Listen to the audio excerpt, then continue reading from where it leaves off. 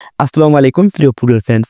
Spanish অভিজ্ঞ manager Xavi gratia হতে পারেন বাংলাদেশের জাতীয় ফুটবলের জন্য সবচেয়ে উপযুক্ত একজন কোচ।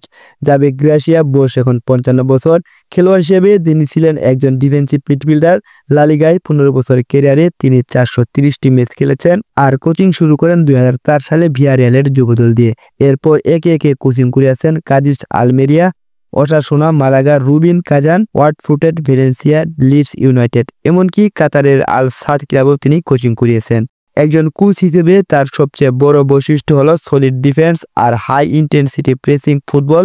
তিনি সাধারণত 4-4-2 ফরমেশনে খেলেন, যা আক্রমণে গেলে রূপ নেয় 4-2-2-2 সিস্টেমে।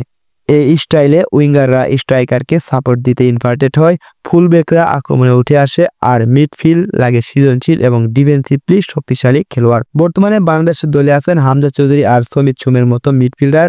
তার সিস্টেমে দারুণ মানিয়ে নেওয়া যাবে। আক্রমণে জাইন হাকিম, রুলান সুলিভান এবং ইউসুফ আহমেদ হতে পারেন তার সেরা পছন্দ। আর ডিফেন্সে আছেন জেকি ডুরান, নিলয় কেসপার এবং তুফাইল তানিন। তাদেরকে নিয়ে আরও উন্নত করে গড়ে তুলতে পারবেন। এই জাভি গ্রাসিয়ার ট্যাকটিক্সের বড় সুবিধা হলো তিনি খেলোয়াড়ের উপর জোর করে নিজের সিস্টেম চাপিয়ে দেন না, বরং তিনি ধাপে ধাপে খাপ খাইয়ে নেন। ফলে বাংলাদেশের ফুটবলাররা তার কৌশল বুঝতে খুব দ্রুত সক্ষম হবে। আরেকটি বড় দিক হলো তার ম্যানেজমেন্ট। তিনি খেলোয়াড়দের সাথে একান্তভাবে কাজ করতে পছন্দ করেন। এর ফলে টিমের ভিতরে ভালো পরিবেশ তৈরি হয়। বাংলাদেশ দলে এখন অনেক প্রবাসী ফুটবলার আছে যারা বড় বড় একাডেমি থেকে এসেছে। তাদের আন্তর্জাতিক মানের ফুটবলার বানাতে জাভির অভিজ্ঞতা সবচেয়ে কাজে দেবে। এমনকি অনেক প্রবাসী ফুটবলাররা যারা এখনো সিদ্ধান্ত নেয়নি, তাদের জন্য জাভি গ্রাসিয়ার মতো হাই প্রোফাইল একজন কোচ হতে পারেন বিশাল আকর্ষণ।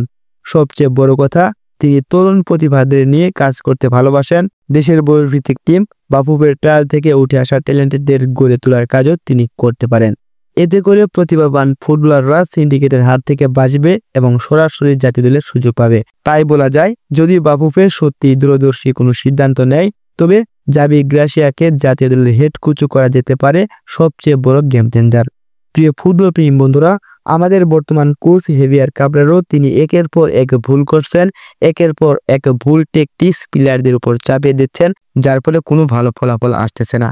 আপনারা হয়তো লক্ষ্য করেছেন সিঙ্গাপুরের বিপক্ষে জিতা ম্যাচ তারা হেরেছে এবং ভারতের বিপক্ষে যে ম্যাচটা বাংলাদেশ স্টাইলে জয়লাভ করতে পারত, ভারতের মতো একজন সহজ প্রতিপক্ষকে হারাতে পারেনি বাংলাদেশ। সেখানে হামজা চৌধুরী ছিলেন। হামজা চৌধুরীর নেতৃত্বে বাংলাদেশ ফুটবলাররা অনেক সুন্দরভাবে খেলছিল। বাংলাদেশ কোচ যদি একটু প্লেয়ারদের স্বাধীনতা দিতেন, তাদের ট্যাকটিক্সগুলো যদি বুঝতে চেষ্টা করতেন বা তারা কোন ধাঁচে ফুটবল খেলতে চায় সেটা যদি আন্দাজ করতে পারতেন, তাহলে বাংলাদেশ সিঙ্গাপুরের ম্যাচ এবং ভারতের ম্যাচে পয়েন্ট লস করতো না। তারা 6 পয়েন্ট নিয়ে জয় লাভ করে মাঠ ছেড়ে আসতেন। কিন্তু আমাদের এই কোচের ভুল ট্যাকটিক্স, তার ভুল পরিকল্পনার জন্য Bangladesh back to back match হেরে চলছে। ধন্যবাদ সবাইকে। আসসালামু আলাইকুম।